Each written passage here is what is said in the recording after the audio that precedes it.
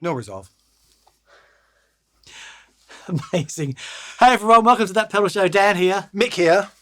Sean here. Yay! Small ripple of applause. Large ripple of applause.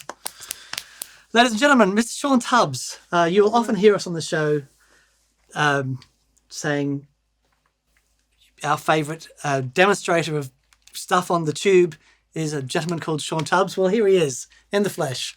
Everybody. Thank you so much for popping in, man. This is really cool. You guys are so sweet to have. This is really cool. This is way cooler for me. Way cooler for me. I just worked out why John Suhr sells so many guitars. He puts all those notes on them, right? Oh yeah, the game with those notes. Yeah. Even the point where I got lost and didn't know where I was going, that came with the guitar too. I don't think anyone noticed. Cool. So Sean's in the UK at the moment, doing a few things. He's also been to Anderton's, so please watch that show too. You can watch this one first. Yeah, obviously. And then at the end of that... Anderton's for reference. Exactly. Yeah. So we've got a bunch of ground to cover. We'll talk about some biographical stuff in the context of playing and tones and all of that. Sean's brought in this amazing pedal board that is supremely neatly done by... Exact Tone Solutions. Yeah, the boys from Nashville. Yeah, Eric and Barry wired that thing up, and they're just the sweetest cats, and man, do they do great work. They do amazing work. So I've been on the phone to Barry a few times, and yeah, a real sweetheart. But they sent me through pictures of some of the rigs they build, and I'm like, oh wow. Yeah. Yeah. And this is gorgeous. They've done a beautiful job. There are things I'm really liking. I like the look of these. Yes. And I like the look of these flat ones. They're square plugs. Yeah. Soldered cable, and that's really lovely. I think I did what everyone else did during lockdown, and I bought loads of them and cable and never got around to wiring. Yeah, wiring them up, yeah. And we're fully midied, and we've got expression pedals, and we've got everything, so we can get into some tones. Sean has a signature overdrive pedal with Revv. You've seen us demo that on the channel before, but what better opportunity to get a really proper listen to it than have Sean do it. And I think, am I right in saying you want to go through and set up some tones and get into G3 a bit? Yeah, we could. If it's up to you, Dan. It's like we could maybe pick one of them and like save it or something. Yeah, have a play. Yeah, yeah. Because I mean, this is the start point. This is where I start to develop my sounds, and I put in certain things, and I just turn things on and off, and then when I'm happy, then that gets copied and stored. Great. And I just haven't had this long enough. Sure, and I think that's really interesting. I would love to see the process of you dialing in some sounds. That'd be wonderful. Yeah, absolutely. Yeah. The other thing to mention, Sean has sort of briefly touched on it before, a really wonderful YouTube channel where he demos all manner of things. And actually, Mick sent me a link, said you got to hear this guy play. I originally was like, and then I got in touch with you, and Sean was kind enough to give me a guitar lesson. That's right. Okay, so the lick I nicked off you was a kind of a trill thing, and maybe we can just nail this on now. And you played a kind of a, and you came off so nicely.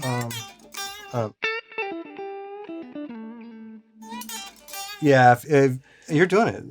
Yeah, I couldn't get the pull off so clean. Yeah, just the way to practice it is how I practice it. I don't know if I stole it from Robin Ford or what, but Do it. Start with just that. It's just so it's an upstroke. And Yeah.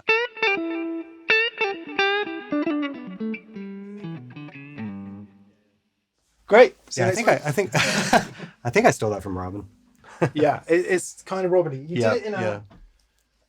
Yeah, because I do all the, once I knew it, I kind of put it everywhere, like overused it a lot. Well, I did the thing probably that you all do watching YouTube videos. You find the bit, slow it down, play it about 70,000 times. Yeah. That's it. And then I play it every week. So thanks for that, Sean. Yeah, absolutely. We talked, we just had some lunch and we were talking about various things. And one of the things that Sean said to us was that in listening to other players over the years, you never got super nerdy about maybe the gear they used or getting right into it. It was just about pulling things out and stealing a lick here or there. Yeah.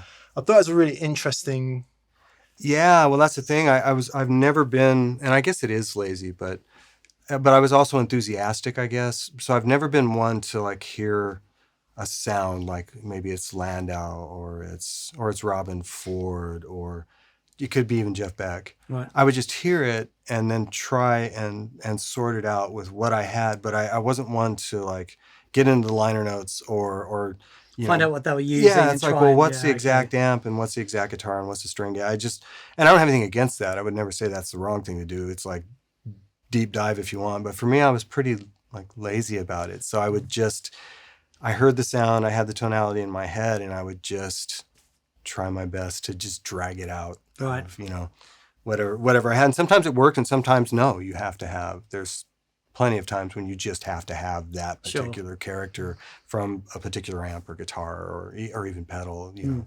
But yeah, I was never a study. People would be like, well, what was Landau using on that record? It's like, a guitar? I'm pretty sure it was a guitar. Don't know, but he played this riff. Exactly. Yeah. I mean, that's sort of my long way around contextualizing some of this. When we hear you're playing, it obviously draws from so many influences and has become your own thing.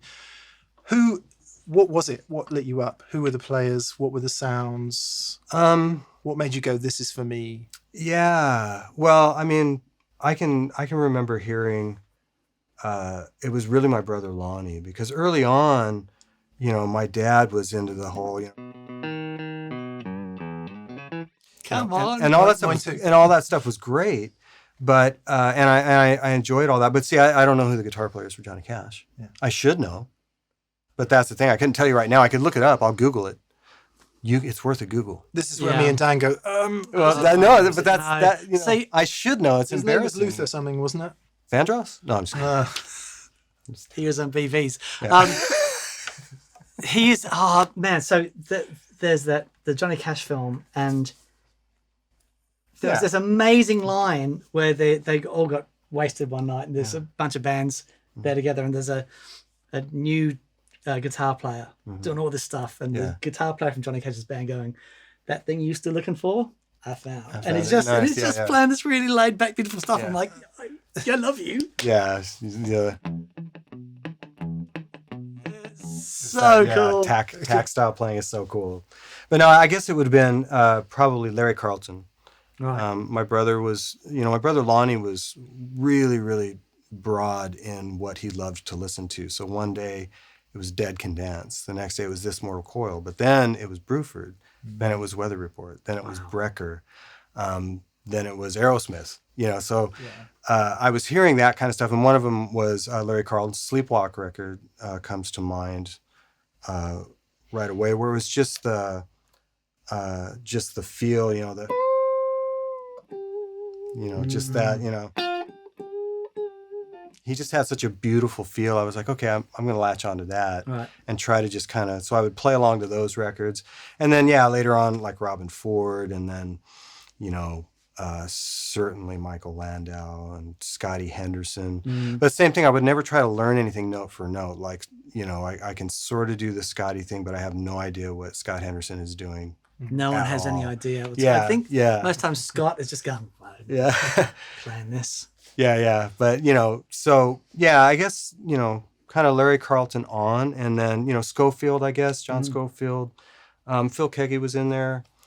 It all just kind of got, crammed together. And then there was a time when I was really kind of getting into Gypsy Jazz. Right. So I stole a lot from, Borelli Legrin and, of course, Django Reinhardt himself, Stahlo Rosenberg. Those were some cats that, were just, the titans of Gypsy Jazz. Did you ever try it?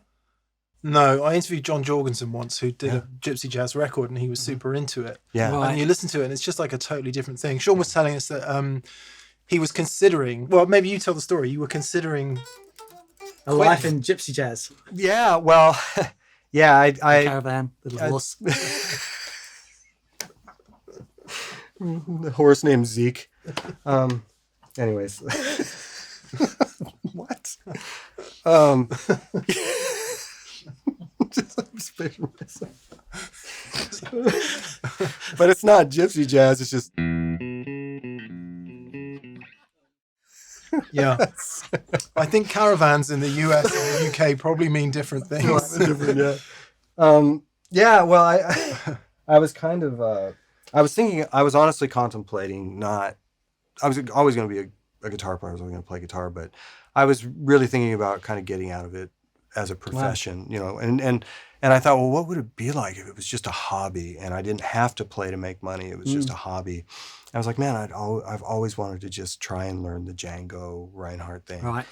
And I ended up ordering this beautiful AJL 503 guitar, which is an exact copy of Django's guitar, and got it and really struggled because the technique, if you're going to do it right, it's a lot of downstroke, rest stroke, and it's very bow wristed, and you have to do, it's like slide. You're only going to be a great slide player if you play nothing but slide for a long time. Sure. And the thing with Gypsy Jazz, at least for me, is I got pretty good at it because that's all I did. But when you go from playing bow wristed back to flat wristed alternate, and then try to get back on that horse, it's really, really difficult. I mean, I can sort of do it, but I literally have like aches, and, everywhere until it settles back in. But sorry. No, I was just gonna say, what's the function of the bow wrist? Is it an attack it's thing? the way it's weight, like as opposed to. And you don't anchor on anything. Yeah, right. So everything's open, and it's a booger. There's a but you do it right, it sounds amazing. Yeah. It's really fun. It's amazing. Well, the thing is, you finally get the muscle memory, and then it won't stay. If you go back to flat wristed alternate playing, when you come back to it, like I said, it's going to hurt a little bit. Sure. And I mean that's that. All long story short, I was gonna have a horse named Zeke in a gypsy caravan. And then when I wasn't traveling, I was going to do fiber optics with my brother Scott, who owned a fiber optic company. I was basically going to be a fiber tech and do that. And playing Gypsy Jazz on the weekends. Yes, weekend, and then I got called for the Carrie Underwood gig, and that all just drop that in. That all changed. And then the next, I guess 14 years ensues. Yes. Yeah. Okay, so did you grow up in California? Sort of. I moved all over the place until 78. Okay. We moved to California in late 78. My dad was heavily into what was called satellite to head-end link up. It was kind of the burgeoning of satellite. Oh, no way. So he was taking all the gigs. Some of them would be military gigs. Right. And a lot of them were just, he would go where the work was. So we moved all over the place, Louisiana, El Paso, Northern California. I mean, just everywhere until we got to California. And California was great because there was so much industry there. My dad could take all the gigs and we'd stay put. So I was in California for a good, 23 years. And a very fertile place for music. And that's where you got into pro guitar playing? Yeah, because that's really, I would have been in the 6th grade, 5th grade, 6th grade when I moved there. So I got into the session work thing through a church called Vineyard Church, and they had Vineyard Music Group and Mercy, and I got hired to do a lot of those sessions, and then kind of went from there in the Christian music scene, Maranatha music, Integrity music. Some of those I don't think are around anymore, but that's where I kind of started cutting my teeth on the, show up and. So you've never actually had to have a proper job then? Well. Got close with the fiber optic thing. Yeah, I got close, and then my brother Scott and I did. We ran a music store, for a minute. Oh wow! For just a bit. Did you talk about this in the Andersons video? No. Correct. Okay, Mesa Boogie Hollywood became like a legendary place, didn't it? Yes. Did we talk about it? Yeah. Well, a little bit. I don't know. Yeah. It doesn't matter. It doesn't matter. Watch that video as well. I'm fascinated by this. For being a Mesa Boogie fan, but B, the folklore that kind of exists around that store, because it's there on Sunset, right? Or it was there on Sunset. Yes. No, I don't think it's there anymore. But but you have to go back further, because me as a kid, the reason I ended up being a part of that is 18-year-old kid walks into a shop in Garden Grove called Lab Sound. I just happened to see it, driving by. And I was like, what is it? Lab Sound. And I walked in, and it was just like, oh my God. It was all Tom Anderson guitars, which I'd never heard of. And then these magical, mystical Boogie amps that back then were really hard to find. Like if you got to play one, it was magic. I remember walking in and just seeing all these Boogies. And yeah, I walked in, hung out, really hit it off with the guys, eventually bought like, I think a Mark III and my first Tom Anderson. And you know, it was just in heaven and just got to know those guys. And as time went on, I actually ended up working at the Van Nuys Lab Sound. And that was up off of Sherman Oaks, up off of 405 Van Nuys. And that shop was the shop that really all the cats came into. I mean, that's where everybody, Paul Jackson Jr., Landau. I mean, you pick one, Buzz Featon, Jay Graydon, pick anyone, and they would come in and hang out and buy things, and it was killer. And then that eventually morphed into Mesa Boogie South Coast, Mesa Boogie Hollywood. Okay. The South Coast shop was my brother and I's, and then eventually we started. Scotty was managing. That's my brother. The Hollywood, and I was the resident like guitar geek. And this is your twin brother? Yes, yeah, okay. But we're not. Yeah, we're fraternal. We're a half hour apart. We look nothing alike. Okay. Yeah. Yeah. Does he have chops too? He's a bass player. Yeah. Well, he actually plays everything. I was in a band with him and my elder brother Lonnie is a great drummer. He doesn't really play anymore, but God, he was so good. Yeah, we were in a band called the Violet Burning that goes way, way back. You know, to like Greenbelt Festival and. Oh wow! Yeah. Nice. Yeah, that was the first time I came to London was to do Greenbelt. Yeah, all those years ago. Yeah. So you sold a guitar or two in your time then? Yeah. Any awesome stories you might want to recount? With you mean sad stories? No. Good ones, really good ones. No, I mean, I've only got two like, well, really just the one. I had a '63, all bone stock, almost pristine '63 Strat. Sold that. It's a great story. It's really, really exciting story. You know what I sold it to buy? Tom Anderson. Yeah. But okay. But in my defense, man, back in the day, yeah, nobody, especially because I wanted to be on sessions, and if you showed up with a noisy old, guitar's going to choke out when you bend a note.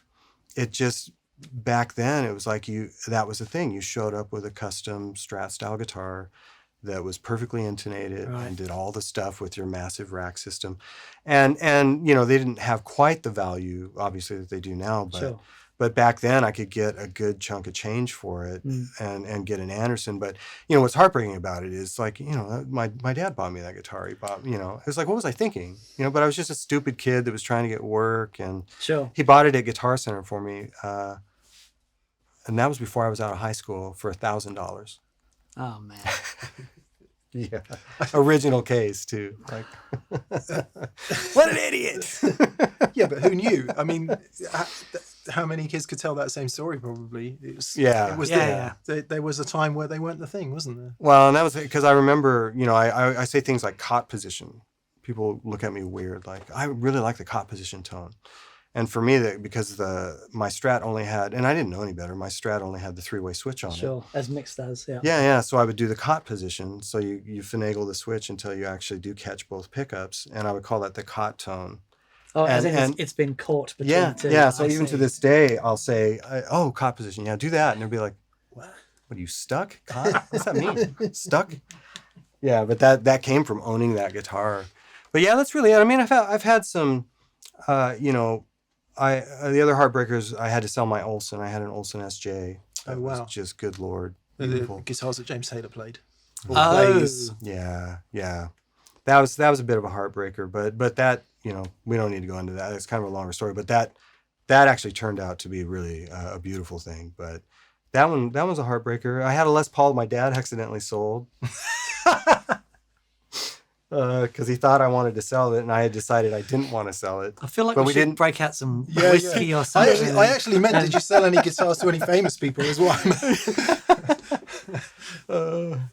As far as selling guitars, I mean, man, I can remember as a kid, this guy came into the shop. I'm just an idiot kid, you know. Guy comes in the shop, sits down. He's a great player. Sounds like a songwriter, and he's going through rack gear, and I'm demoing all the stuff, all the hip stuff back then is what it was. And he's loving all of it. And I'm like, you sound so good. You sound great. And he looks at me for a second. He goes, you know who I am? And I was like, no, I'm sorry. Should I? He's like, I used to be Christopher Cross. Oh, excellent. Oh, fantastic. So yeah, there's plenty of that. Steve Miller, we built rigs for him, and I didn't know that was Steve Miller. You know? But then other guys would come in like Scott Henderson and just haunt me, like just scare me to death. And Alan Holsworth actually would come into the South Coast shop and just hang out for a minute here and there because he lived down there, and that was cool. But yeah, sold a lot of guitars to a lot of guys. Yeah. Too many to, yeah. So sorry, Mick, I think I screwed that whole thing up, didn't I? No. It's great. Were you asking if I'd sold guitars? We love a sad story. They're so relatable. We'll talk a bit more about the session thing in due course, because I think that is super interesting, you know, that relationship between sessions and the stuff you do now with YouTube channel, touring live and all of that. I think it would be a good time to look in the board. To begin that. So, well, can we start with the Tilt? Okay, but it's a really sad story. How this We goes can start with the out. Tilt. Yeah. had this goat that could only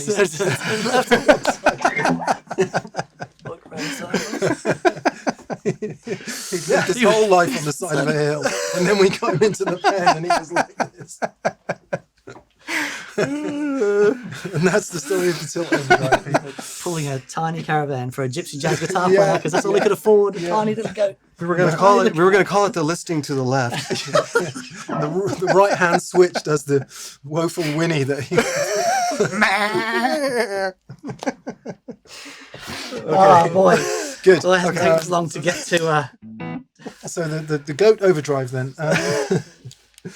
Well, yeah, I mean, I can, like the Tilt. I mean, you guys have heard, but I mean, like a start point for me on the Tilt, for me, has always been just a little bit of slapback reverb in a hall, right? That's, you know, I don't always have a bunch of hall. I don't, you know, but in this case, that's kind of my start point. Right. And then with the Tilt, this would, you know, and you can obviously hear kind of how everything's dialed. With the Tilt, this is where I would start.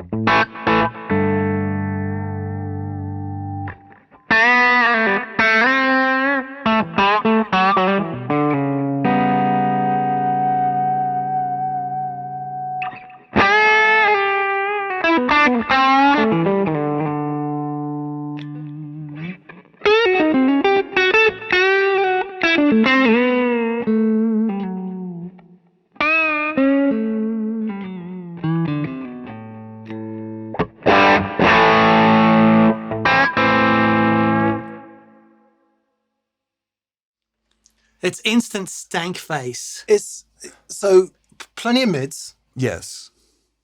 And you're into harmonic feedback almost instantly. Yeah. And yet it doesn't sound overgained or in any way like overcompressed There's or anything. still loads of dynamic range, so when you hit something hard, it still goes bang. Yeah. Well, what I was trying to go for, and Dan and I wanted it to respond like a single channel vintage tube amp, no master volume. If you crank it, it's going to do certain things. There's going to be certain anomalies that are going to happen. And you know how those amps can sound like they're pretty gained out, but they're not gained out. Right. That's kind of what I was going for here. And when you dig in, I wanted it to have just that, not compression, A bit of sag. just that little bit of like, you know, transformer sag. And yeah, that's pretty much it. But yeah, that's where I would start, you know, with that side of the pedal. That's kind of my sound, you know, start point. And then of course, you know, I can go from there, I can add more gain.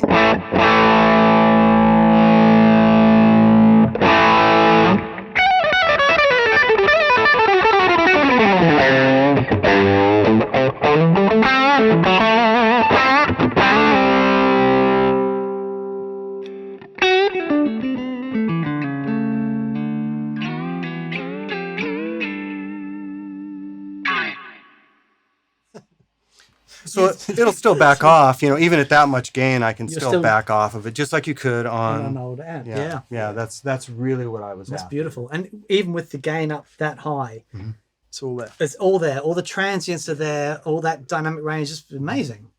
Thank you. So- we worked hard on that. It'd be weird if I didn't like it. Huh? It'd be bizarre. Yeah. You'd be amazed. Yeah. It's like, would yeah, be it's not amazed. really a fit for me. Well, that's kind of weird.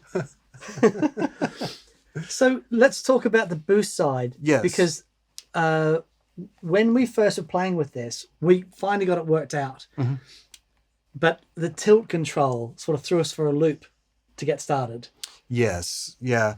Well, the concept behind it was I knew I was going to want to, if I wanted more saturation, I wanted to have a boost into that Sure. drive. So 12 dB of clean boost is quite a bit. Now, if you do that with one knob, you guys know you're going to get anomalies in the low end and in the top end as you start really pushing an amp or even another pedal. So I'm not a big fan. I'm not slagging on it. I'm not against it, but I don't want like a 3-band EQ on it. You know, I wanted something that would be quicker. So I thought, well, a tilt EQ would be great to just, because what'll happen is, you know, like just as an example.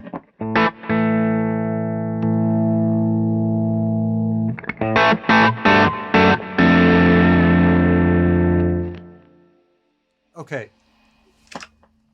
So let's say I've got my tilt where I want it, which is on the darker side because I don't want to create a bunch of top end by adding the boost. It can get, you know, you've got it set where you want it. This comes in handy. So if I wanted less low end, because now I've got my top end where I want it, if I want less low end, I have to roll this way, right? Which is going to go brighter, which is going to screw up my tone stack that I just found. So in this case, I can just cut low end there. Oh, okay. It's more studio. It's almost more studio. It's very workflow. Yeah. Now let me just roll this really quick.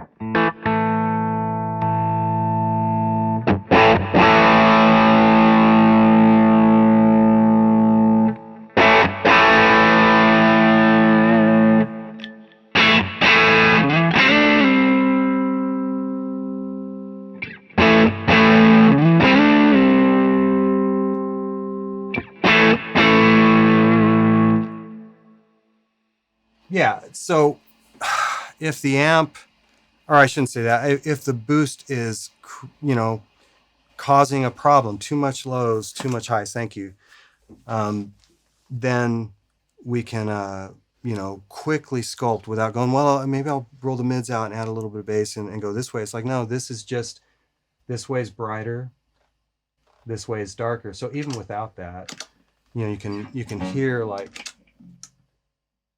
we just go this route.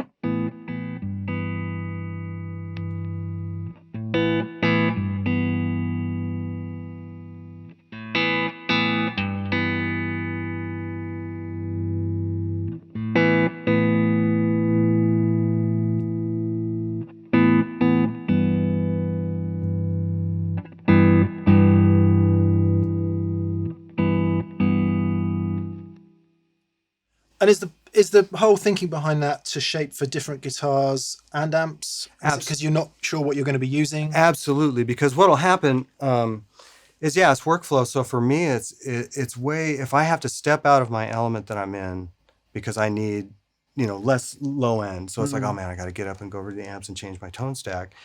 The act of getting up and putting the guitar down and doing that takes me out of my flow. But if I know all I have to do is either roll this one way or the other, or use the cut switch, or in this case it's called a tight switch, but it's really just cutting a static amount of low. And the only thing I've seen that's been misunderstood about this is guys will put the tilt this way. You're not going to hear, this won't do anything until you get over to this side. Because it's all dialed in over there. Yeah, that was probably us, by the way. Yep. Yeah. And so is that in the context of recording or playing out live?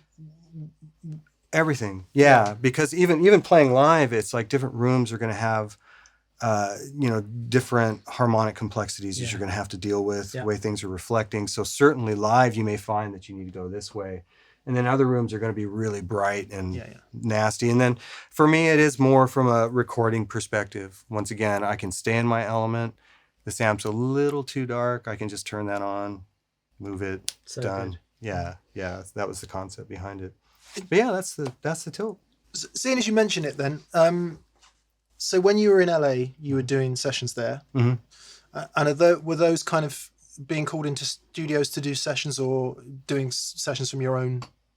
facility? Yeah, a little bit of both. A lot more at this actually at the studio. I did have a rig back in the day that I could record on early in the Pro Tools days. Right. But yeah, the majority of that was you showed up and so it was a lot of the Christian sessions, and then those kind of morphed into what I call like vanity sessions, where it's not necessarily like a demo session. It's where somebody has a good amount of money and they want to hire like great players, and they might want to just cover like 4 Melissa Etheridge songs. Yeah. But it's like they get all the cats to show up, at Sunset or wherever. And, I ended up on a lot of those. And I was really, really lucky. One thing always leads to another. So, I just met guys that knew other guys that, made the phone calls and, got me in. Nothing of like massive like note. I didn't play on, anything that would be huge, but I was blessed just to be working. Yeah. I did, a lot of CCM stuff. I mean, of course, all the Crystal Lewis stuff, but it was the Crystal Lewis stuff that led to the rest of that, which was great. And then, some TV here and there. The guy named James Raymond. He's a great guy. He's a Crosby's kid, killer piano player. We would do some TV stuff. Sorry, what's a Crosby's kid? Dave. Oh, sorry. Crosby. Dave, like from Crosby, Stills and Nash. Yeah, my goodness. I hate Okay. the name dropping thing. But it was like it's like Slight tangent. My Apple Music came up the other day, and normally when we're setting up in here to record, new music mix comes on, song comes on. I'm like, holy crap, who is playing that guitar? And it was his new record, and I googled it, and it's you. Awesome. Turns out. Yeah, I didn't know. I was like, yeah, that's a proper guitar player on that. It's you. But that led to, I mean, that's where that all came from, though, was one thing just kind of leads to another. So Sure. Crystal Lewis led to James Raymond and I arranging with her, to James kind of bringing me in on things like that. Well, that's great. Yeah. One thing that has always fascinated me about the session world, and I guess many of you watching, if you've never been around it, I'm always interested in how much latitude, and I appreciate this is a wide question because it would depend from session to session, but how much latitude you have when you turn up to a session and they want you to do something. Like, what gear do you have to arrive with? Yeah. Or did they tell you that beforehand, or? Not really. You show, especially in Nashville, you show up with everything. Okay. If it's just a, kind of run of the mill, you're going to crank through 5-10 songs in a day to cover, songs that could end up on a record. Right.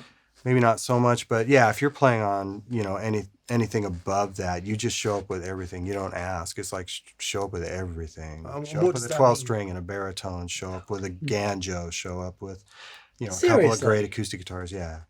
Yeah, if you're really doing it. And then back the truck up to the studio. Pretty much, yeah. Most of the guys still have cartage, so there'll be a big, even when we were at Blackbird, we're hanging out, and a really great session player guy named Jeff King was there. And yeah, he's just got this massive trunk full of guitars, and yeah, you have to show up with everything. And then, some producers are extremely, they know exactly what they want, and they'll tell you what they want. They'll even sing you the parts. And then other producers basically make you the guitar producer, and you have to come up with it. And then you want the guitars there that'll save you. Like I call them the secret weapon guitars. Like I have a Duesenberg Grand Modesto. It's one of my secret weapon guitars because I can keep it tuned in all these different ways. And sometimes on like a session, you got nothing. So you're like, I'm going to pick up this guitar and see if it wakes anything up. And then, then everybody else is listening to everybody anyway. So they may hear something you played. Keyboard player catches it on piano and like actually goes somewhere with it. And then it wakes you up and then off to the races, It's an amazing story that Lee Sklar talks about Tommy Tedesco. Right. Oh, yeah. And, everyone's separated and they've got their screens up and everything. And Tommy's playing and the producer walks in and says, can you play, try a mandolin this part? Tommy goes, yeah, no worries. So, not quite that. Can you try a nylon string? Okay, no worries. What's it up? Okay, yeah, that's not happening. Can you try like a bit of bigger body? Oh, okay, yeah, no worries. That's it. That's the one. Goes back in. He hadn't changed guitar at all. Oh, no and the way. whole time. He was just bending down with the same guitar. Tommy Tedesco, man. Yeah. So cool. It's totally true. It's like he totally pranked so much, But you can go from that to. But I used to work with a producer, and he's such a great guy. Local producer, a guy named John Schreiner in California. He did a lot of Christian producing, but he was very specific. He's a keyboard player, right? But he would literally stop me. I'd see him like stand up in the glass and say, "Can you play this shape at the 8th fret?" No. And I was like, "Oh no, you're that guy." It's like he knew guitar so well that he knew the tonality that he wanted, and he would literally and the voicing and the stuff. Yeah, wow. Yeah. So it kind of you can fool some of the guys some of the time. Sure. Yeah, there's guys that are just so hip to it, Did you go to guitar school? No, I almost did. Almost went to GIT. Oh, wow. Got out of high school. Convinced my dad to fork out the cash. Went through the whole, audition thing and was good to go. But the only reason I wanted to go is because Robin and Larry were there.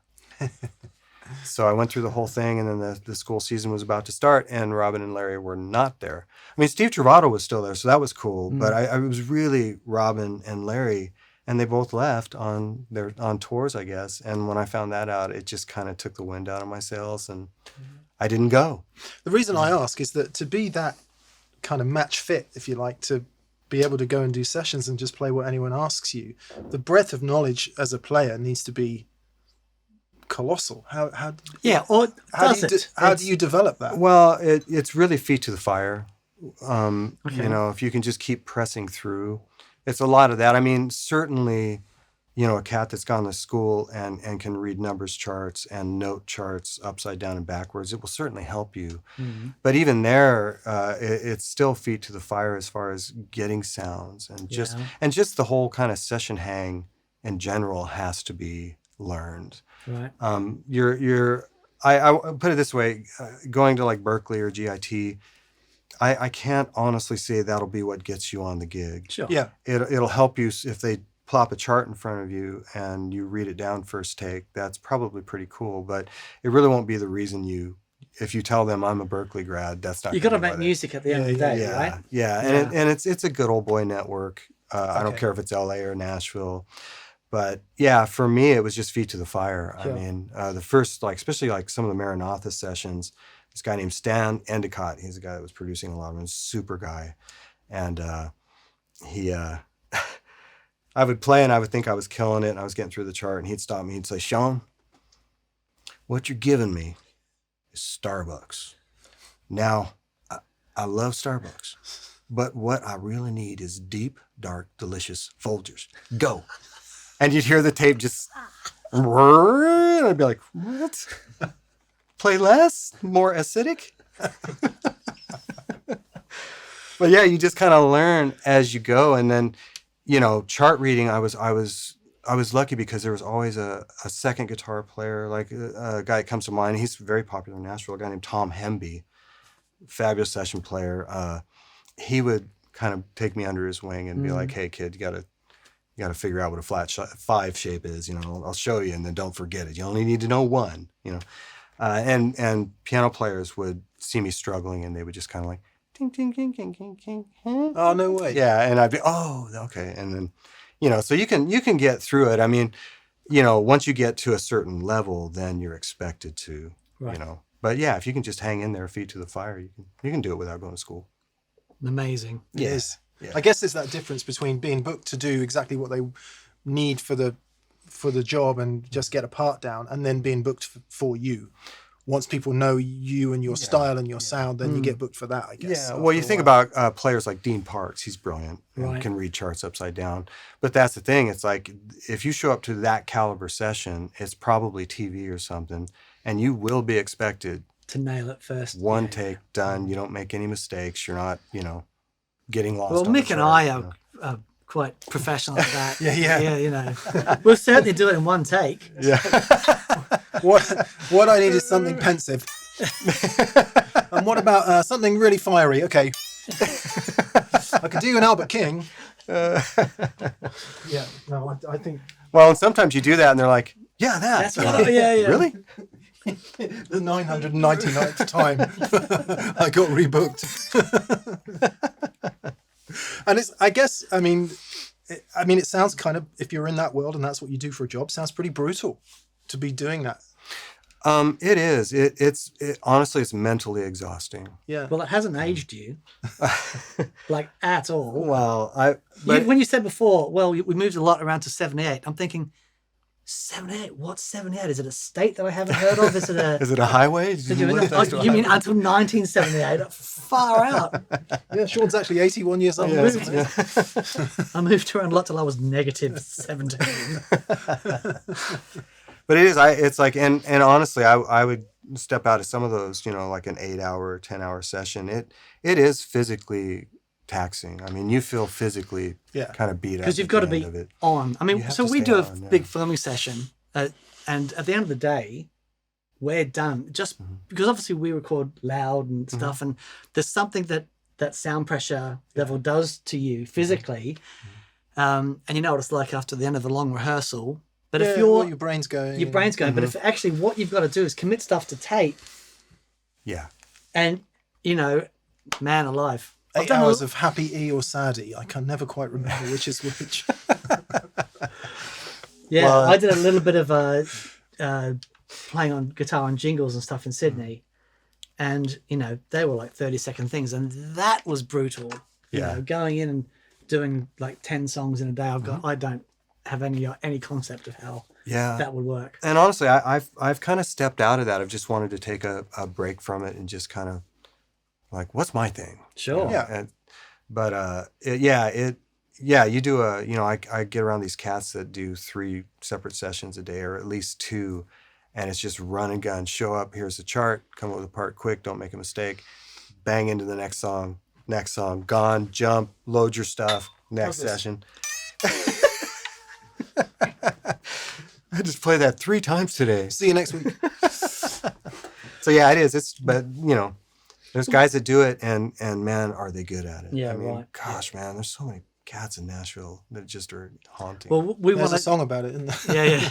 Got a song about cats, it. We are going to do a special in Nashville, and hopefully a bit of time when you're there. Yeah. And you can come and camp out on Tom Bukovac's lawn with us. Yeah. That'll be really great.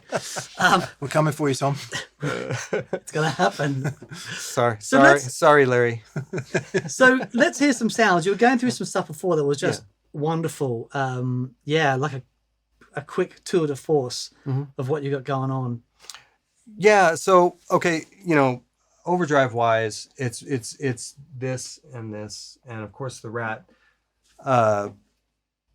The Lightspeed actually hits the tilt. Okay. But everything kind of starts with the tilt, and then I just kind of add to that, including the fuzz, the Octaland will also hit that. Just as a start point, it's the way it's set up is just to always have some place to go. And of course I can still, hit this if I want. Right.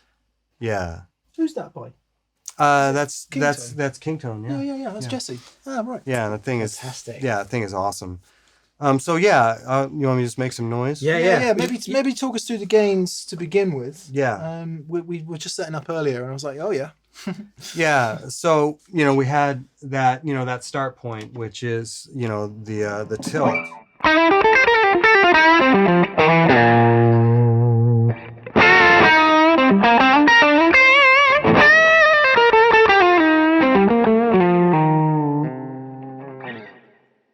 Oh man. Okay, so Forget the sound for a minute.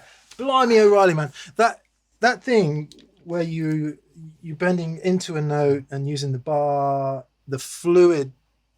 I love that. oh, It's really beautiful. Come on, where does that come that's from? so sweet of you, man. Forget all this. Where does that come from? I stole that from Lando. That's all Mike. Yeah, Mike and Scotty Henderson, of course. Beck. Yeah. But this thing,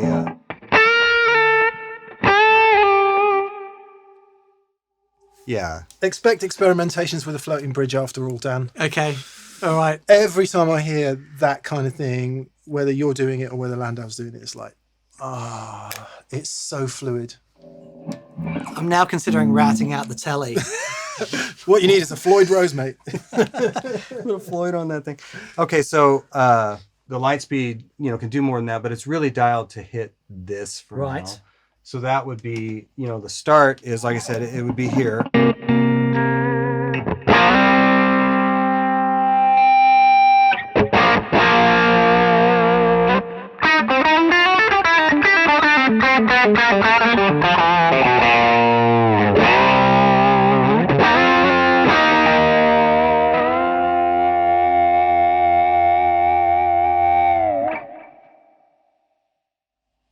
So that's one. So that would be like the next, okay, I want more, so I'm going to hit it with the Lightspeed. And yeah, it's the Lightspeed into the tilt. Or if I don't necessarily want to do that and I want to go with like a different style solo tone, that's when I might bring the Octaland in. Just super, not a lot of actual fuzz. I'm just adding some different clipping to what's happening with the tilt. So...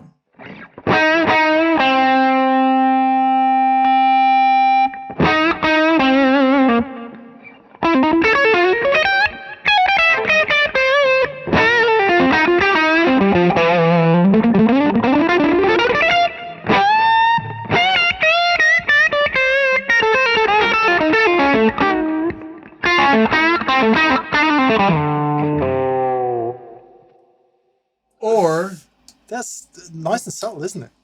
Yeah, or I can go the other way and use it more for this kind of stuff.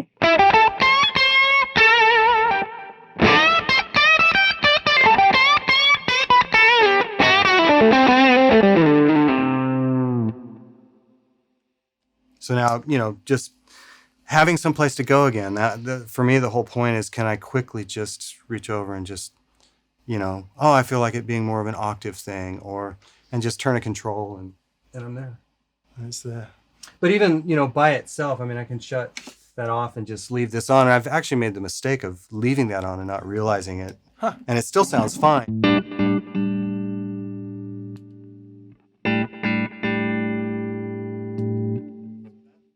So that's what it's doing. That's really cool. So I've got the, you know, the actual drive is way down.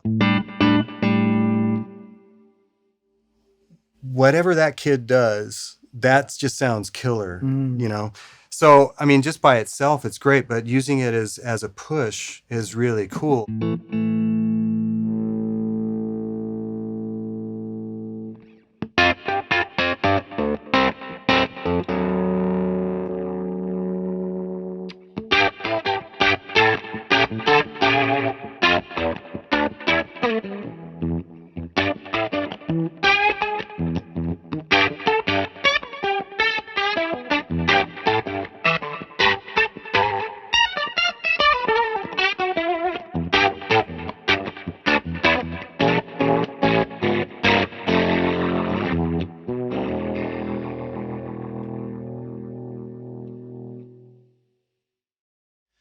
Let's break that down then. So we got the octa fuzz on there a little bit. Yep. You clicked in like a rotary in the Eventide. On the H9, yep. And you've got an expression pedal on the floor, which you can't see on pedal cam. Sorry. There's an expression pedal on the floor that was doing the speed, right? Yep. Yep.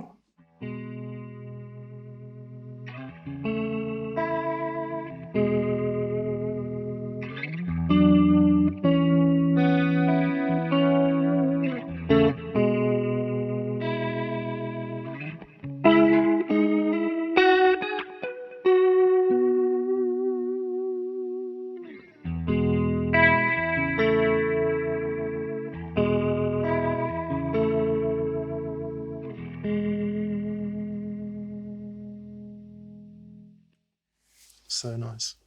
And all the way through that, we've got your little bit of hall reverb and the digital delay. Mm-hmm. Yeah, just the dig delay. That's always been kind of my start point. I think it's around 276 milliseconds. Just a few repeats. Yeah, kind of just slightly dark, not super bright. Right. Yeah, that's just, it's my start point delay. And then no real modulation on it. It's pretty clean. I like it pretty clean. How many repeats? Maybe, let's see. 2.5. Yeah. Yeah, there you go. 200. Hayden, are you taking some notes on that? That's great. We need to remember that. Yeah. Good job with filming it, Dan. Yes. Yeah. Momentarily, I'd forgotten. And then, I don't know why, slightly surprised to see a rat. Yeah, it's funny, man. I'm one of those guys where it's like, once I have a sound like this, okay, this is my sound, I just want that and then the more of that. Right. And then, you know, maybe add this to it subtly for a different kind of more. I purposely put that rat on there, and it's just a plain old V2 rat. I put it on there just to force myself to have a different Really? Yeah. Oh, that's cool. I just wanted something different on there because otherwise I would do so much of the same thing. And yeah, I the wish I Rat could was do the so first much of thing. the same Yeah, thing. I know. Wouldn't it be great to be able to do so much of the same thing? But yeah, the Rat just kind of, you know, it's cantankerous for sure, but it's fun. You guys want to hear it? Yeah.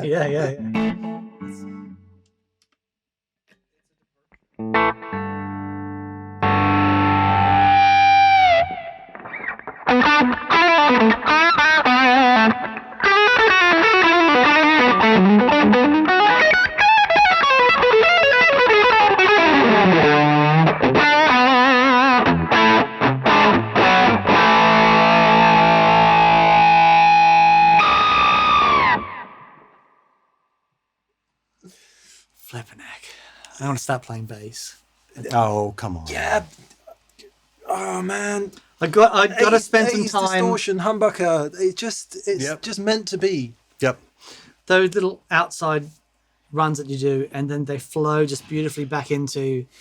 It's really extraordinary. Oh, Dan, that's really sweet of you, man. It's all just mistakes, and I pull the chute, and then I hope that it comes out before I land. So I jump out of the plane, and just what's happened is going to happen, and I pull the chute and hope that it deploys. Sometimes it does, sometimes it doesn't. Well, so when I first heard you play, and I reached out because it's those sorts of lines that. So we talk about this all the time, right? Mm-hmm. I have a question about this. Sure. So you used the term outside, and because it sounds outside to me because I don't comprehend. Is it actually outside? But the difference. Well, the difference to me is the intent behind it. It's one thing to say outside and you think, well, I'm just going to play a bunch of mistakes. Actually, no, it's going somewhere, and all those things eventually come to a place where it resolves so beautifully, and it's a very different thing than playing inside the 5 and then hitting the 1, where there's these amazing cascading notes that go down and it resolves like that. It's just, unless it's one thing to know those notes, but it's the other thing to have the intent behind those notes of where you're going, and that's the difference. And it really is extraordinary. Oh, thanks, Dan. Honestly, I wish I knew what I was doing, because I was thinking about it today. Like Michael Brecker is a really good example. Is what's that song? Picking Up the Pieces. There's White Band. Yeah. Thank you. That's what. Montreux 77. Brecker jams out the end of that. Oh, okay. And I stole so much over that, because that's my thing, is like hearing somebody I want to hear somebody play Crazy Outside over a static chord. Yeah. And I playing through changes, I think I've even heard Scotty Henderson talk about this, where he feels it's more difficult to play outside and keep the ideas over a static chord than it would be because the changes will force you to have ideas. But if you got to keep coming up with something new every time it comes back around, static. And for me, that really helped me because I didn't have changes distracting me from the tonalities. So hearing that and Brecker and just, basically playing over E, it just, I didn't learn the scale, but I heard the tonalities. And once again, being super lazy, didn't want to know the scales. I just was in search of and just waited until I found it. And then for me, it was like this note has to go one place or the other. Mm-hmm. And honestly, I'm a super in search of guitar player, especially when I'm just playing by myself. Like, I'll kind of get off on a tangent and then I'm lost. It's like I would have to stop and like think about it and like, where was it you were going? And then figure it out and do it. But yeah, a lot of that, Dan, is like, just where's the note's got to go one way or the other. One way is going to be inside, the other way is going to be stay outside. Right. But it's all voice leading. It's like it's going to want. It's voice leading if you know where you're going. Just clarify what you mean by outside, Dan, when you use that. Okay, we'll talk about diatonic harmony.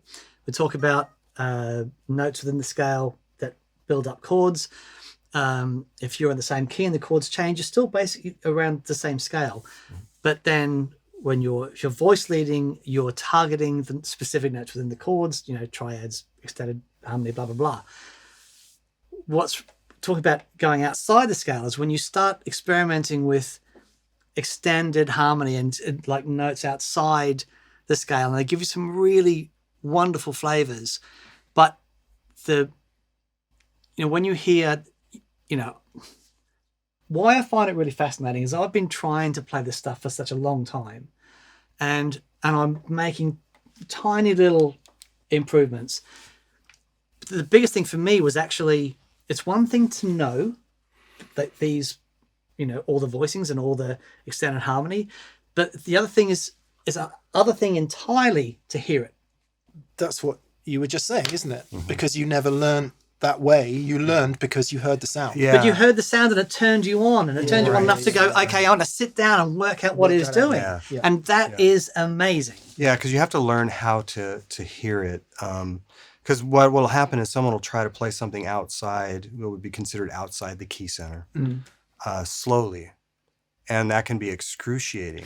but for me, those outside notes, which would be, what little theory I know, like sharp 9s, sharp 11s, flat 5s, things like that, to me sounded beautiful. I was like, that's just tension. I love it. Yeah, yeah. But if you're not really used to hearing that, it's a pretty strident thing to try to figure out.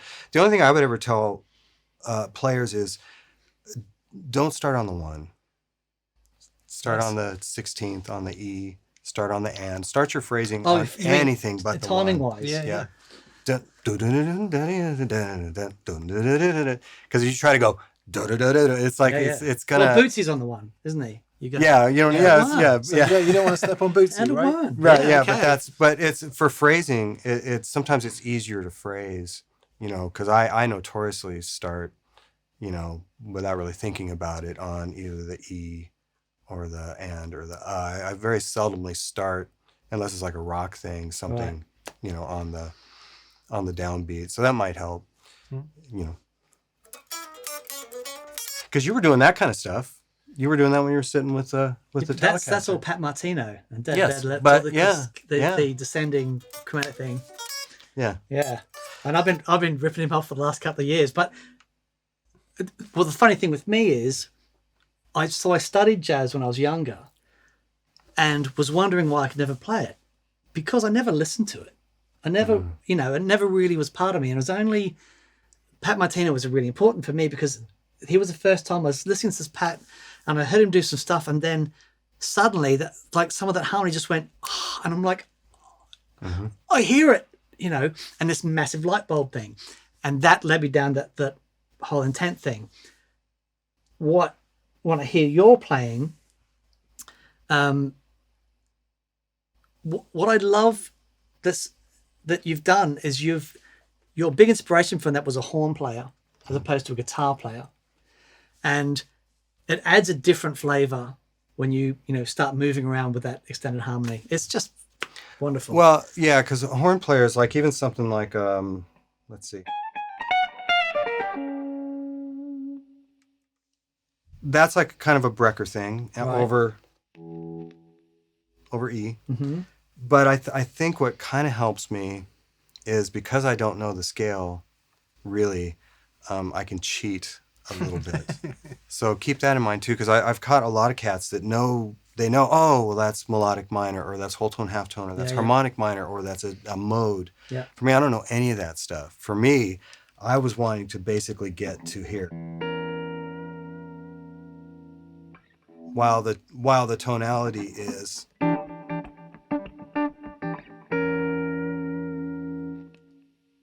that's what I'm trying to create. How I got there may not have been theoretically totally correct, even from an outside standpoint, but because I'm not so worried about being locked into something that's supposed to be done, I just am like trying to stick the landing, for the love of God. Yeah. No, it's really beautiful. So I guess I've come at it from the other end and been stuck in knowing that stuff, and then trying to make sense of, okay, it's a dominant 7 sharp 11, and all that stuff is like, actually no, because unless it ends up being music, none of that matters. Yeah, well, and once again, like, think about it, like, okay, where do you think that note should go? over that. We're going, okay, we've been up to the, yep. Yeah, Up to or, the top, up to the- or it could go the other way, Up to right? the seventh or I was hearing one down. Right. Dun. Oh, you go, okay, right. I was hearing one down. Was it Yeah. one fret down where you ended? Yeah, full step down. Yeah. Yeah, so, I'm not going to just hang on that over this, but I know it can go this way or it can go this way. So that's how I'll get out of... Okay. Yeah.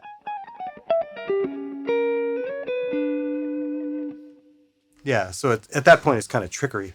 But that's that's once again it's like just listen to, well, it sounds silly to say listen to your heart, but the note's going to want to go one direction or the other, and that is voice leading. It's like within the tonality, where does it want to go? Don't think theory, just sing it, You're right. Yeah.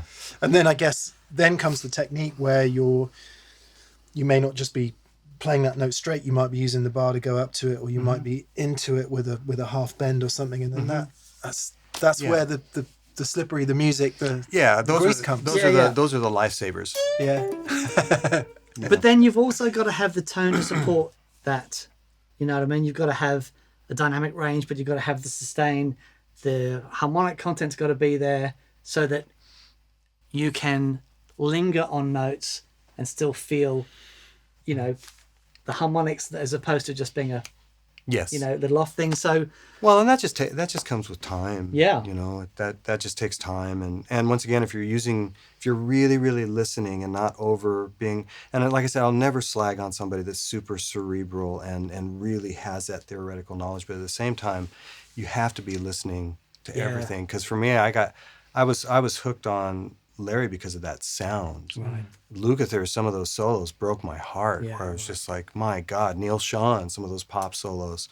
Come on now. Yeah, totally. So a lot of that is where I kind of got my feel, or at least made me cognitive of, there's a sound, there's an emotion, you're wanting to emote something, How do you balance that down the years then? So you go from doing sessions in the Christian world in LA to being with Carrie Underwood for all that time, presumably a handful of Nashville sessions. How do you find space in that for your voice when actually a lot of the work you're doing is stuff that people are asking you to do? Yeah, well, in like a touring world, you represent the artist, Right. you represent the artist, you represent the artist. You stay in your lane, you play the parts.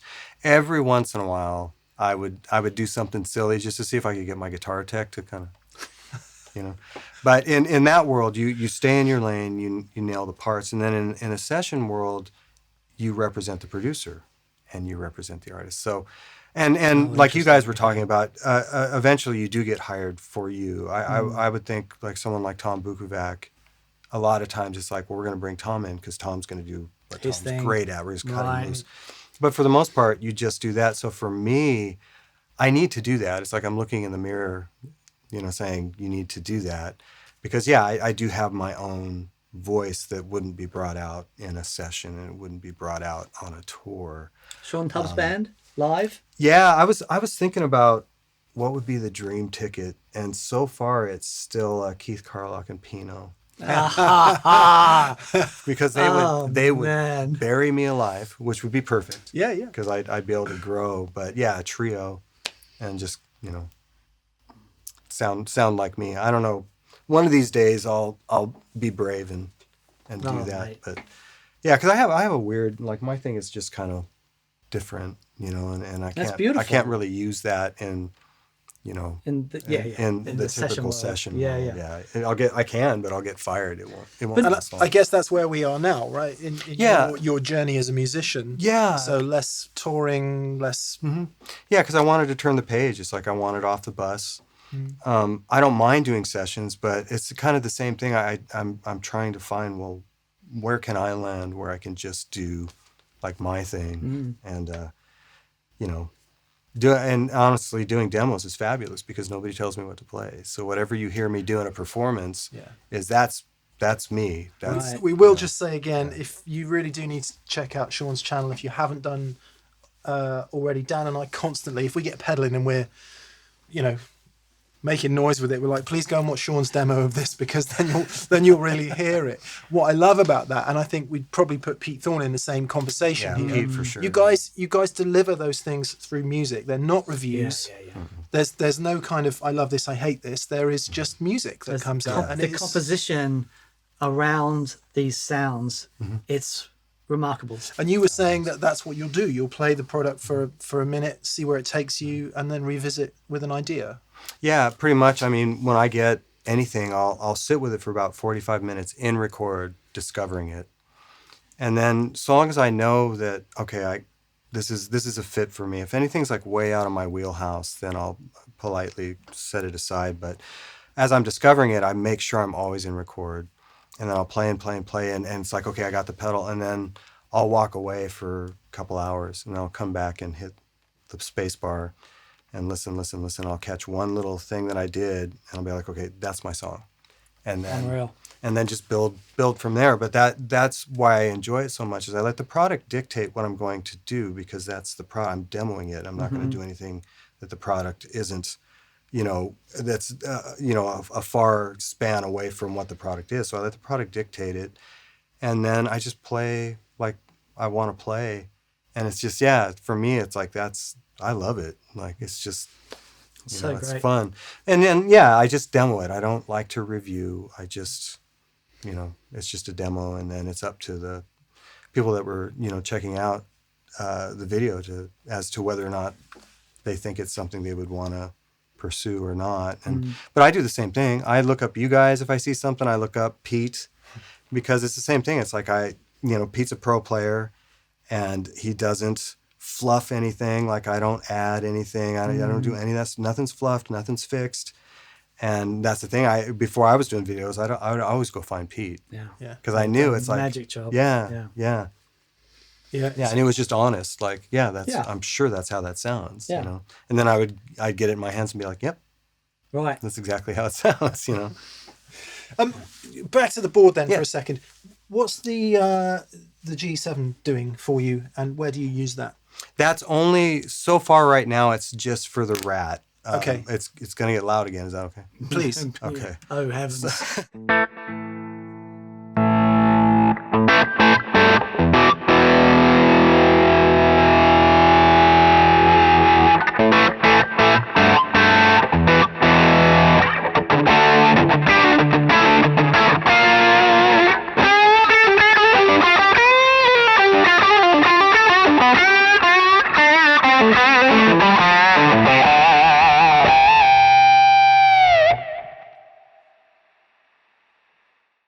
Little bit of nose on it. Yes. Yeah, it's basically rolling out some lows and then making it pretty, toppy. Yeah. Hopefully you can see the curve there on the on pedal cam. You just about can. Yeah, it's actually not massively. It's actually boosting into the RAT a little bit. You can see that it's slightly hotter.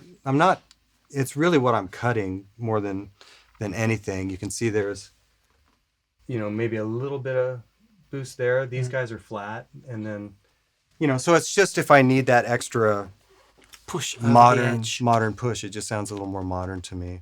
And that's not fully dialed in, but that's what that's there for. But I have a feeling that's going to morph into other things, because I can route that anywhere I want within the matrix, which is awesome. So if I decide I need it for something else, then I can move it and tweak it for that, and it's killer. Yeah, that thing does sound great. Yeah, I dig it. Man. Yeah. Can you were showing me how you used the compressor before, and it was really impressive, because you actually adding a bit of, it was compressive. Yeah. Indeed. Nice. But you're actually adding a bit of top end with it as well. Yeah, compressors, I honestly don't use compressors very much, unless I want it to sound like a compressor. I mean, I love 1176 style, so like the Origin, I have that. It's fabulous. But a lot of times, I actually want it to sound like I turned on a compressor. Yeah. And with the Koji Comp, there's voicing switches, so you can make it a little bit brighter if you'd like, and also have it kind of feel like almost like an MXR style compressor. This is what it feels like to me. I'm not sure if that's what it actually is, but yeah, here, check it out.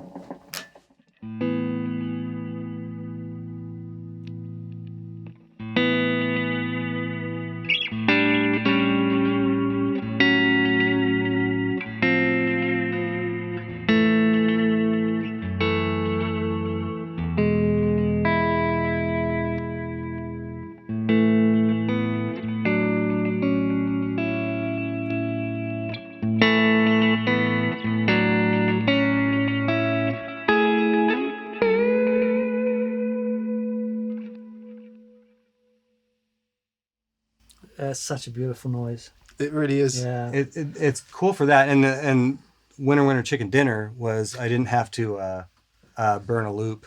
This is just in line, and I can just turn it on and off remotely because Dan is a genius and set up the pedal to do that. But yeah, that's normally what I use that for. Now that it's not really dialed to run into like an overdrive, Right. but I can dial it to hit an overdrive for, once again, just another flavor of boost. Yeah. You know? But for the most part, I like to use it for that kind of stuff. That's beautiful. You know? It's the intonation, Dan. It's, you know, as much as we're sat here talking about tones, I just can't stop listening to the playing. No, That I'm only asking him to turn stuff on just to hear him play. I know. It's but that the in-tuneness of it, Shawn, is really inspiring. Well, you know, Even that's in tune. Yeah.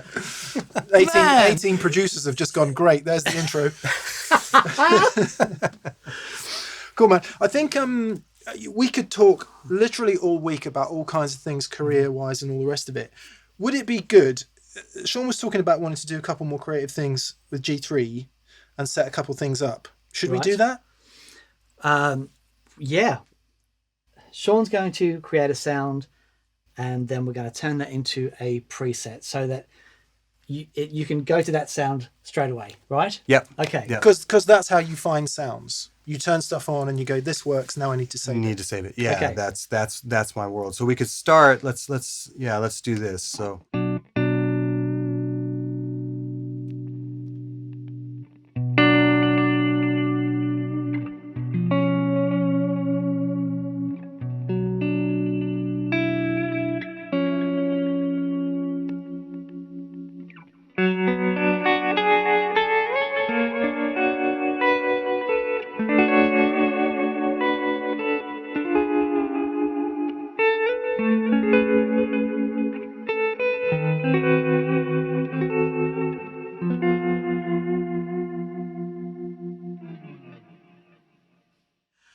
Oh, man. So at the moment then, we've got delay, reverb and rotary, Yep. and that's it. So Yep. instead of, at the moment, they're all in Stompbox mode, right? On or off. Yep. So what you're going to do is make them a preset. Yeah.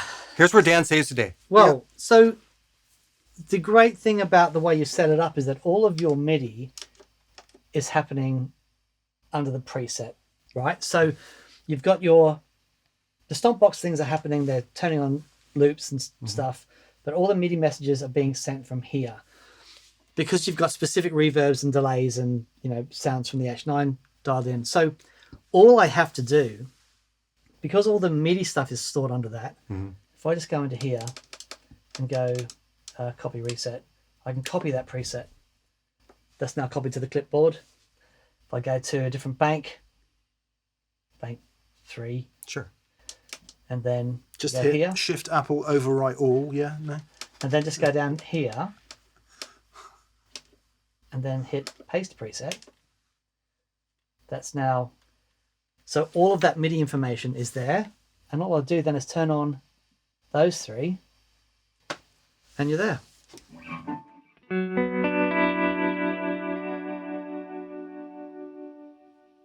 So we could go instantly from, let's say you've got your reverb and your tilt with a bit of light speed going into that, and the timeline.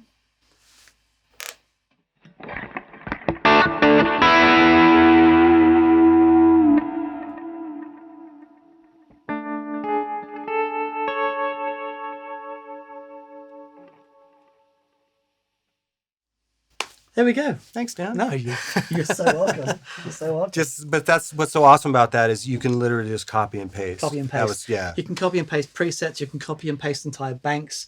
You can copy and just paste MIDI information. Yeah. So I've just set up a rig for Phil Manzanera, and basically he's got intro, verse, chorus, middle 8, solo on every single bank. Love. Okay. Right. Song mode. And we spend a lot of time creating all the different Stompbox modes for things he might want to throw on the fly. And then we simply copied the whole bank and pasted that all the way through his G3, and then he would edit the presets, the verse, chorus, solo, for what he needed for that specific song. Yeah. But all of the information for the Stompbox mode stuff, for the boosts and things, that he could just add in the fly. Mm-hmm. The thing is, if you had to then go through each bank by bank and reprogram every single preset, man, it would just take such a crazy long time. So, you know, copy and paste is something that we're all used to. I had no idea, Daniel, that it could do that. There you go. So what I find interesting about that is when one sees a board like this, switcher and all of that, you think about live performance primarily, but you're using this for recording and... Yeah, because I would use it in that same kind of song mode where I'd have every bank would essentially be a song. And that's absolutely how I would use it. In this case, I'm just thinking of sounds that I love that could fit into, like, especially that kind of tremolo sound that could fit into a Nashville thing. Sure. No problem. Right. You know, but yeah, it would work, you know. For me, I'm less apt right now because I'm not really touring or, you know, playing with artists anymore to really program that way. Yeah. I'm more just preset, and what kind of tweak within the preset. The Shawn Tubbs band coming up. Yeah. There's going to be a lot of presets. Yeah. Guess who's on second guitar? Guess who's, yep. Man, you guys both play great. I play half a bar every set. You guys are welcome. Yeah. See, you do it better than I can do that. How does this compare to...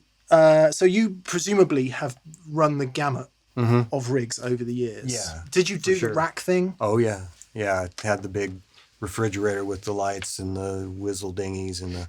Yeah, I had I think 27 space case. So I had all the usual stuff. You know, PCM 70 was a big thing. Yeah. Come on. 2290, the H 3000. 3000. Come on. No way. Awesome. And then, you know, I had all kinds of different preamps from, you know, the Brad preamps, Triaxis preamp, Soldano preamp, you name it. I went through all the preamps. Groove tubes? VHT power. I did have a groove tube for a minute. Yeah. Great. It was great, man. And yeah, it's what's honestly remarkable is, especially if you've got like the right, like this setup is killer. If you do, it's not that hard now to kind of recreate, and I know I can do it with this, to recreate the big rack sounds. Now, you know, if you get into if you want to get into the Brad preamps and that's, you know, a little harder to recreate. But as far as the effects, these guys, it's really, you can get really, really close. I mean, I do miss the graininess. I shouldn't call it grainy, but the PCM 70 just had such a, you know, wow. Absolutely. I do kind of miss that, but you know, these things sound amazing. You can get really close. Yeah. Really close. We had, so in the rigs that we used for the Andy Timmons thing, Mick had his valve preamps, his pedals on the board, and then running into, you know, stereo delays and reverbs going into his Mesa Boogie 5050 power amp into Mesa Boogie 2x12 loaded with two EVs. And I can say I've never heard a rack unit.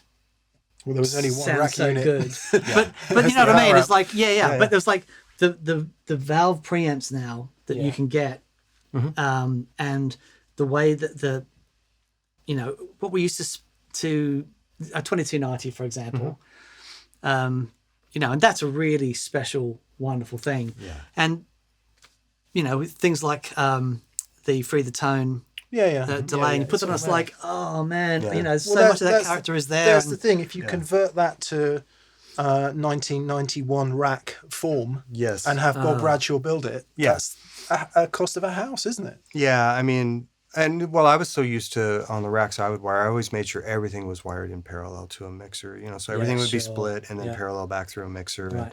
And that's you know, that is a tonality or a sound that would be different than just running everything in series. But of course, we can kind of do that in a matrix. So you can kind of do that with this as well. But yeah, there's certain things like I said, the preamps especially. Like I was always using the Simul 290. That was kind of my thing, unless I was using like a VHT Classic or something, because those are, yikes, if you can find one of those. Right. Wow, you know. That's a big valve preamp, by the way, kind of like the Big Daddy version of the thing that we have in the rack. Yeah. Yeah, well, the 5050 that's a great sound. It's killer. Yeah. But no, this covers so much ground because it gives me it'll do the analog thing, the lo-fi, basic pedal board. It'll have that sound, but if I want to go all the way the other way, no problem getting this to sound more like a rack, and then anything in between. I mean, Joey Landreth's rig, like, it's amazing, absolutely amazing. Yeah. He's talking me through it. Yeah. And I'm not bad at this stuff, and he's talking. I'm going, oh. Pretending I'm understanding what he's talking about. It's amazing. But then you hear him make music with it. And it's like just so beautiful. Yeah. Yeah, because I tried to understand it too. I'm pretty good with signal flow. And I was like, and the thing is, it was changing signal. We did a very basic signal diagram. The problem was it changed for every single sound. Yeah. You know what I mean? So there's no way to follow actually what he was doing. Yeah. Oh. Yeah. It's magic. But anyways, that's the thing. Especially the way you built this. But I mean, just technology in general. It's like you can do so much now. Yeah. Without necessarily needing a big rack system. That's for sure. Yeah. Oh, very cool. I am really honoured to hear you play, and that you've grabbed one and that stuff, and that any excuse to hear you play though, and we've wanted to get you in here for so long. Wanted to hear you through some really lovely amps with our own ears. With our own ears in the room is the point, isn't it? That's the thing. Wow, you guys have been so sweet. I'm honored to be here. This is like, I've only seen you guys on TV in this room. This is awesome, man.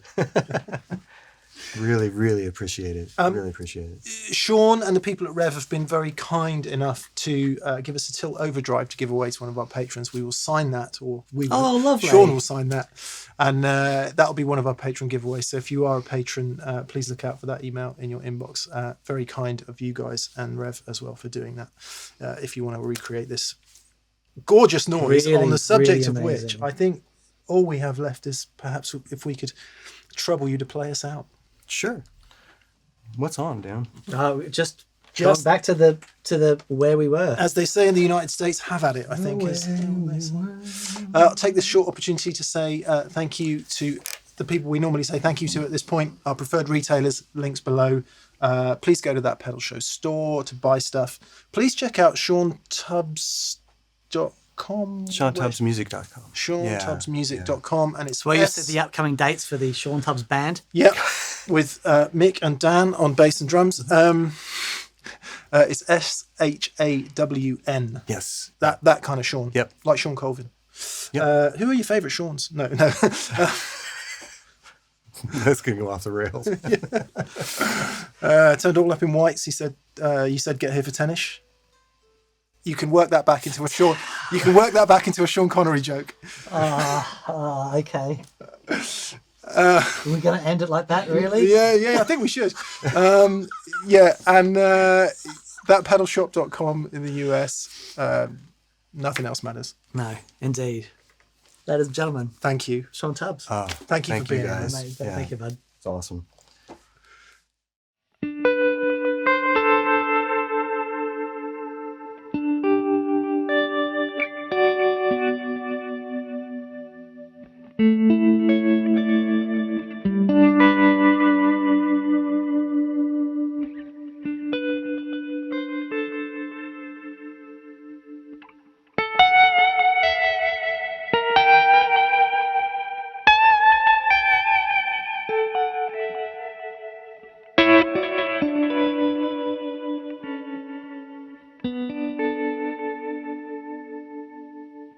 Thank you.